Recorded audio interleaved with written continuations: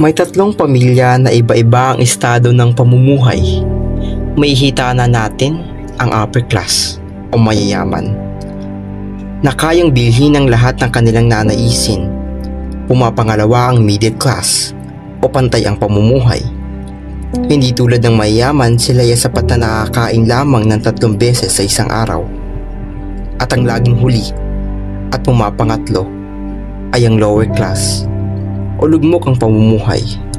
Gigising araw-araw upang harapin ang masalimuot na buhay. Kakambal ang gutom, pagdurusa at kawalan ng hustisya. Isang malaking pagsubok sa kanila ang pang-araw-araw na ikinakaharap na pamumuhay.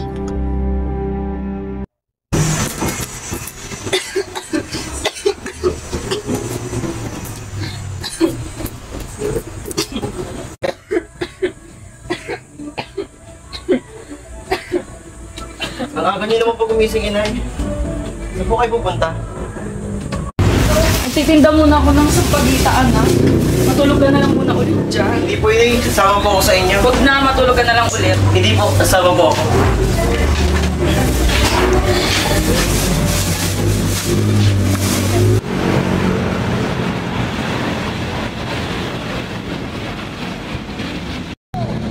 Dapat di ka na sumama eh. Ang layo tuloy ng nilalakad mo. Wala naman akong pamasahing mabigay. Okay lang po yun, inay. Kesa naman po, umalis kayo mag-isa. Sa ganyang kalagayan nyo. Narinig ko pa lang po yung ubo nyo kanina. Tara na, magtinda na tayo. Doon ka, tas dito ako. Sige po, inay. Sapagita po kayo dyan. Kaya aalis lang po sana ako. May pupuntahan lang po ako. Sige, bilisan mo ha. Dito lang ako. Sige po, inay. Sapagita kayo dyan.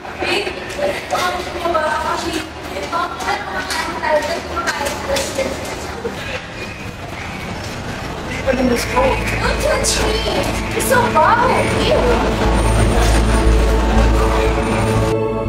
Ang tumal ng benta natin ngayon, tignan mo. Ito lang yung nabili natin. Okay lang po yun, inay. Ang mahalaga, paraos tayo ngayong araw.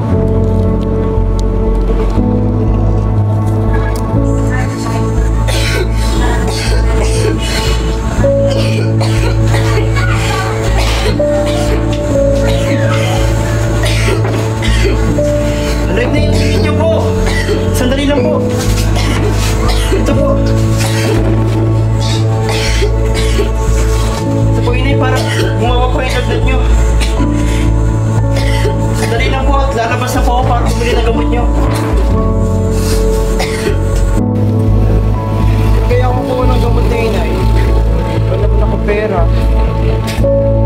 Alam po na. Pumalimos kaya ako.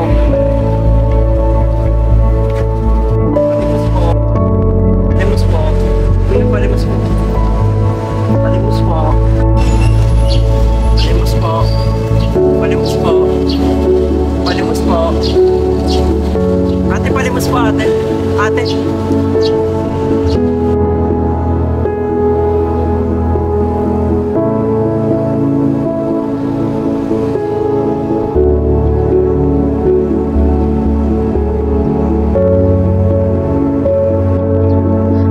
Lagi mong tatandaan na kahit mahirap lang tayo, huwag na huwag kang gagawa ng kahit anong masama. Opo, inay.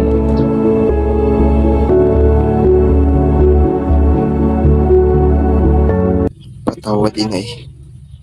Dahil hindi ko masusunod ang payo nyo.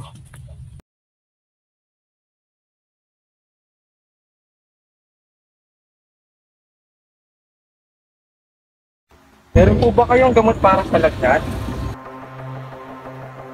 Meron, ito. Madam, nasa na kayo si Madam?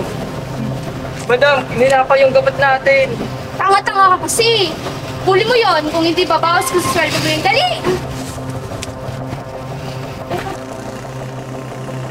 Bakit mo yung kinuha? Ha? Ito ba yun? Oo, madam, ito yun. Uy, bata ka! Bata-bata mo ba magnanakaw ka? Hindi ka ba tinuruan ng magulang mo? Kailangan ko lang po magnakaw. May sakit po yung magulang ko. Teka lang, nakubukaan kita. Ikaw yung isa mo lang. Ikaw yung namumulubi doon ah. Ano, level up? Tumubulubi ka noon? Ngayon, pag nanakaw ka na? Hawakan mo yan, papakulong kita. Teka, anong ginagawa niyo sa bata? Teka lang, ito ba nangingilam? Who are you? Nagkakabas siya ng gamot namin. Magkano ba? Ako na lang babayad.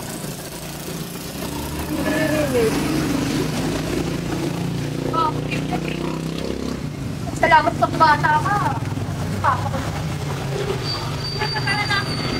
Tama na. Bakit ka ba kasi nagnakaw? Wala po kasi kami pambili ng gamot. May sakit po yung magulang ko. Kaya naman pala. Mas kailangan ka pala ng nanay mo ngayon.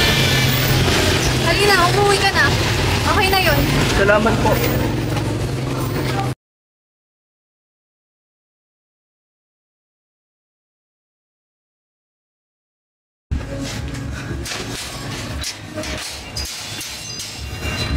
Nandito po niya, gamot po. Teka, saan mo kinuha tong gamot na to? Di ba wala tayong pera? May mabuting puso po na nagbigay sa akin ng gamot para po sa inyo.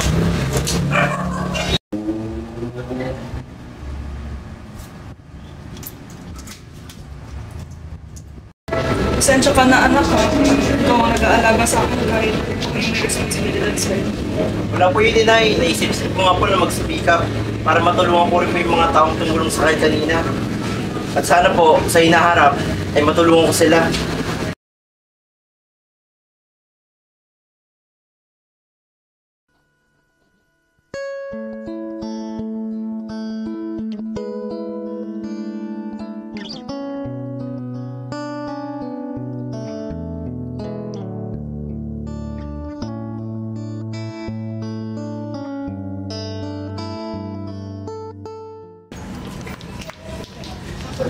Hoy! Nasaan yung magaling mo nanay? Nay, may naghahanap po sa inyo. Hoy, asan yung bayad niyo sa renta? Tagalog na. Teka, nung isang araw nung kami hindi nakapagbayad Pwede mo palugit? Bakit po kayo naniningil? Di ba hindi naman po kayo yung may-ari dito? Aba, sumasagot Hoy, oo, kapatid ako. At ako ang susunod. Magbayad kayo ngayon. Hindi naman po tama yon. Hindi naman po kayo yung batas. Ang dami mong dada. Sa ayot sa gusto niyo, ipapakulong kayong dalawa. Please, wag. Pwede mo palugit? Nay, wag mo nga gawin yan. Hindi naman siya yung may-ari. Sino ba yan? Nay!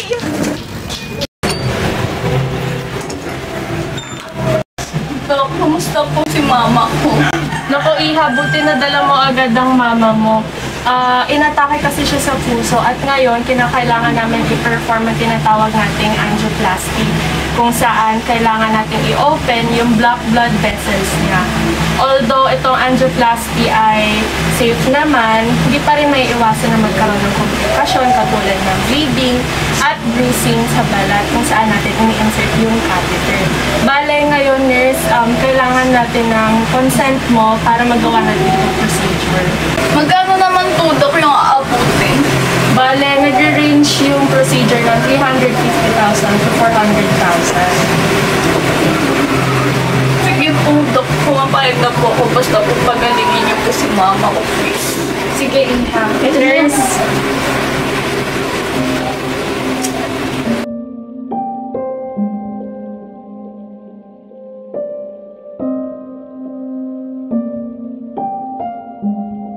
Salamat, Iha. Maiiwan na kita.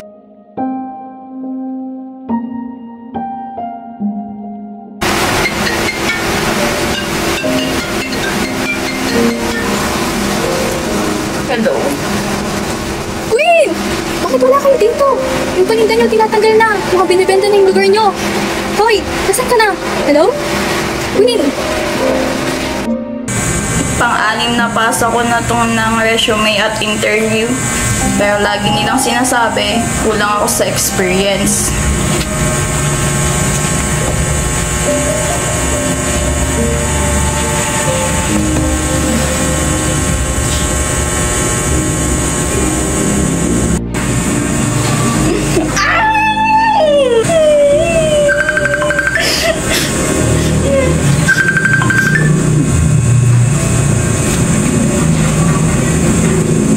Hello po. Hello, good day po. I'm Nurse Ampuan from Maklang Hospital. Si Miss Quindayona po ba ito? Opo. Inform lang po kita, ma'am. Gising na si Ma'am April. Hinahanap po kayo. Talaga po? Sandali lang po. Saan yung ano? Bag ko.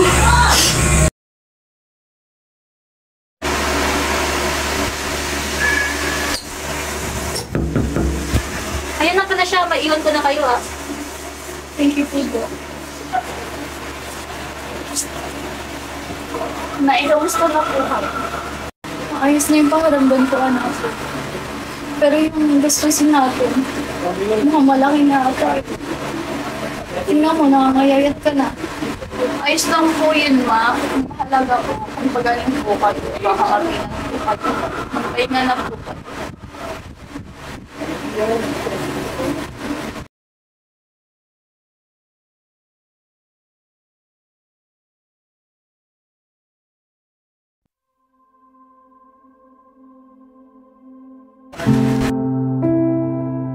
Magandang araw. Ang nilalaman ng liham na ito ay pagpapasalamat sa taong nagligtas sa akin nung ako'y nasa gipit na kalagayan. Maraming salamat at isang malaking utang na loob ko ang pagtulong niyo sa akin. Salamat sa pagbayad ng gamot na aking inumit noon at nagsalba sa buhay ng aking ina. Hindi ko inaasahan na may natitira pang taong katulad niyo na handang tumulong at tumugon ng walang kapalit, na kahit hirap at walang-wala nagawa niyo pa rin akong tulungan. Tama nga ang aking ina na may natitira pa talagang tao na handang ibukas ang kanilang palad upang tumulong kahit sila ay nasa ilalim din ng laylayan. Nga pala, ang sobrang ito ay naglalaman ng munting panimula para sa inyong kinabukasan. Hindi gaanong kalakihan ngunit sapat lamang. Alam kong sasapat lamang ito para muli kayong makapagsimula. Muli, maraming salamat. Sana'y patuloy kang magwagi at lumiwanag ang direksyon na tatahakin mo.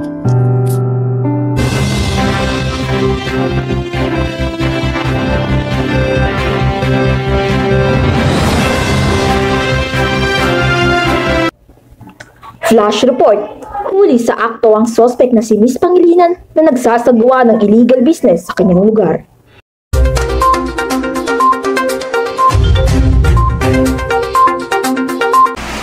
Hala, siya pala yung naniningil sa amin. Drug lord naman pala siya. Alam mo,